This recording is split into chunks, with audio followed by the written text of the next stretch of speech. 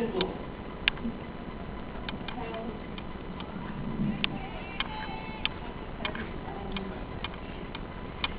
My name is Momoko from Japan, and this is a movie from Sakura 2006.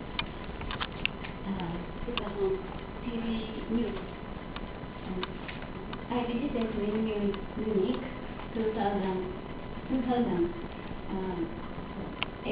8 years ago, and I was happy to take part in Munich. Thanks to Kara. I opened origami workshop, and the experience was huge to change my life. Then Munich was very learning by children, and children were doing just they want to do, and to have fun, and that was amazing for me.